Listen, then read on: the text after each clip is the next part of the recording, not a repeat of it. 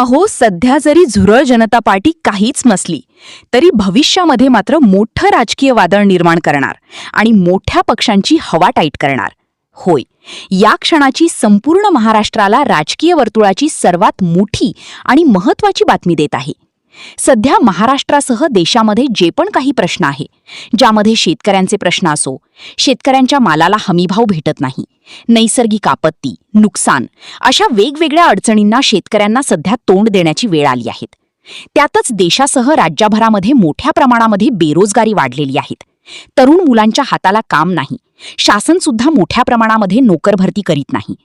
त्यामुळे जनतेचे अनेक प्रश्न आहेत. या सर्व प्रश्नांवर विरोधक सुद्धा असे ठामपणे उभे नाही. सत्ताधारी पक्षाला घाम फुटेल असं विरोधक सुद्धा कोणतंही आंदोलन उभं करीत नाही किंवा जनतेच्या प्रश्नासाठी कोणतंही मोठं काम सध्या विरोधक करताना दिसत नाही. त्यामुळेच राज्यासह देशातील गोरगरीब जनता, शेतकरी वर्ग, कामगार वर्ग, बेरोजगार तरुण वर्ग या सगळ्यांना एक नवीन काहीतरी आशाचा किरण पाहिजे होता, जो आपल्या समस्या सोडविल आणि आपल्याला न्याय देईल असं प्रत्येकाला वाटत होतं. त्यातच एक तरुणाने नवीन सोशल मीडिया प्लॅटफॉर्मवरून पक्षाची निर्मिती केली आणि तो पक्ष आहे झुरळ जनता पार्टी. नाव जरी विचित्र वाटत असलं, या संपूर्ण पार्टीमध्ये मोठा दम आहेत. पुढील काळामध्ये मोठ्या राजकीय पक्षांना घाम फोडण्याची ताकद या पक्षामध्ये निर्माण झालेली आहे. सर्वात मोठे जनआंदोलन हा पक्ष उभा करणार असून यामुळे राज्यातील देशातील सर्वसामान्य जनतेचे प्रश्न लवकरच मार्गी लागणार आहेत.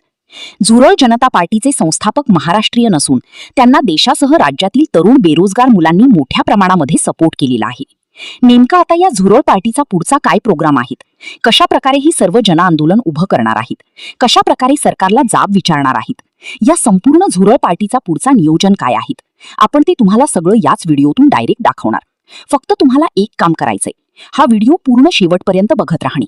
कारण की व्हिडिओच्या शेवटी आपण तुम्हाला या पार्टीमुळे कशा प्रकारे मोठ्या पक्षांना फटका बसणार, मोठ्या पक्षांचा नुकसान होणार, या झुरळ पार्टीमुळे कशा प्रकारे मोठ्या राजकीय नेत्यांना घाम फुटणार, त्याचं विश्लेषण असं सगळं उदाहरण तुम्हाला सांगणार आहेत.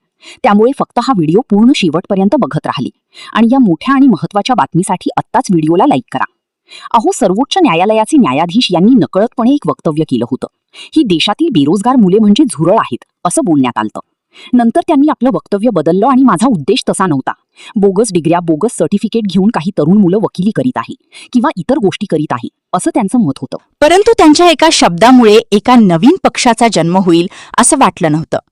काहीही ठरवलेलं नव्हतं. अचानकपणे एका तरुणाने या नवीन पार्टीची घोषणा केली की झुरळ जनता पार्टी म्हणजे कॉकरोच जनता पार्टी. ज्यांनी आपल्या पक्षाचा उद्देश काय तो सुद्धा स्पष्ट केला. सध्या देशामध्ये बेरोजगारी, वाढती महागाई, परीक्षेतील घोटाळे, विद्यार्थ्यांच्या समस्या, शेतकऱ्यांच्या समस्या, या सगळ्या समस्यासाठी लढण्यासाठी हा पक्ष उभा राहणार आहेत.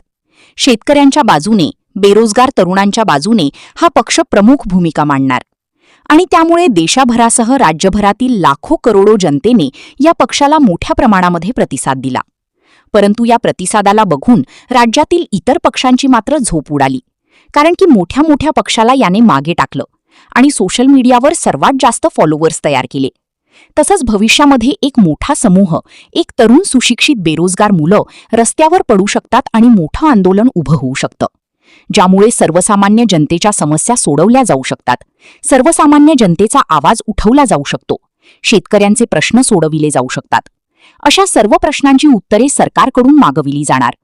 आतापर्यंत विरोधक सुद्धा सरकारला इतक्या धारेवर धरीत नव्हते.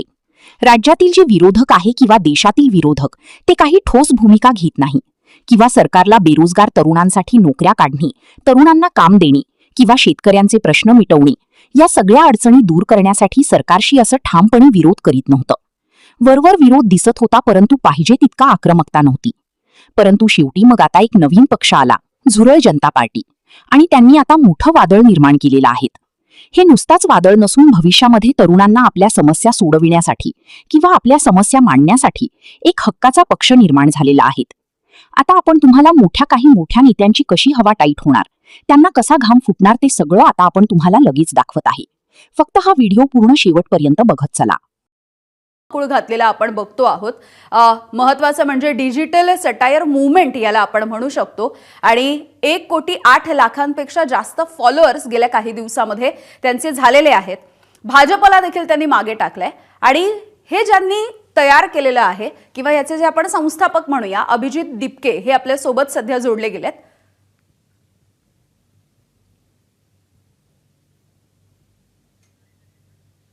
हॅलो.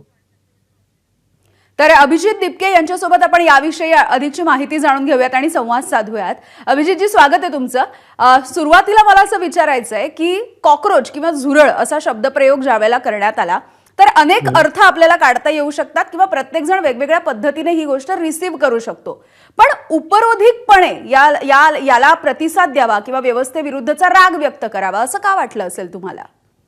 नाही, मला काय वाटलं त्यापेक्षा हे महत्वाचं आहे की जे भारताचे चीफ जस्टिस ऑफ इंडिया आहेत त्यांना असं का वाटलं की जे लोक सिस्टम विरुद्ध बोलतात, व्यवस्थेविरुद्ध बोलतात, ते कॉक्रोच आणि पॅरासाइट आहे. मला असं वाटतं की चीफ जस्टिस ऑफ इंडिया जे आहेत त्यांचा जो रोल आहे एका डेमोक्रेसीमध्ये तो हा आहे to safeguard the constitution, to protect the people's fundamental rights. बरोबर, आपल्या जे काही अधिकार आहेत त्यांची रक्षा करणं हे चीफ जस्टिस ऑफ इंडियाचं काम आहे.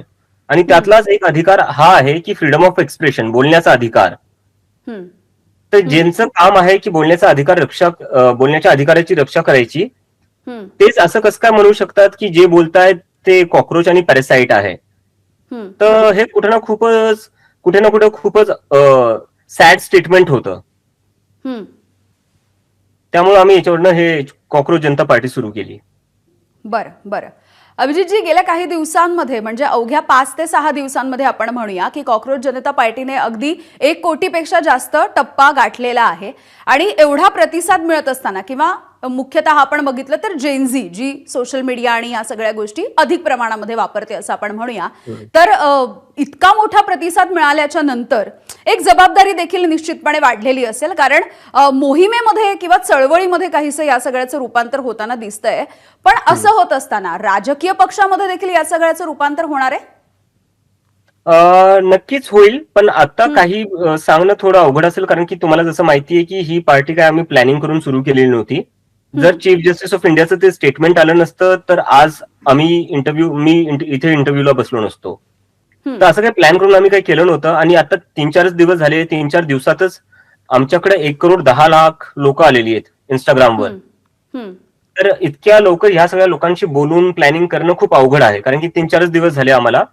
तर आम्ही आधी या लोकांशी बोलू, त्यांच्याशी संवाद साधू, त्यांच्याकडून आम्ही सजेशन्स घेऊ, त्यांचे आम्ही इनपुट्स घेऊ की काय कारण आहे ज्याच्यामुळे त्यांचा एवढा राग आहे करंट सिस्टमवर आणि करंट सरकारवर. तोपर्यंत ते आम्ही समजून नाही घेऊ शकत, त्यांच्या अपेक्षा काय आहेत, त्यांचे कन्सर्न्स काय आहेत, तोपर्यंत आम्ही काही प्लॅन बनवू नाही शकत. कारण की ह्या लोकांची कंप्लेनच ही आहे की कुठलीच पार्टी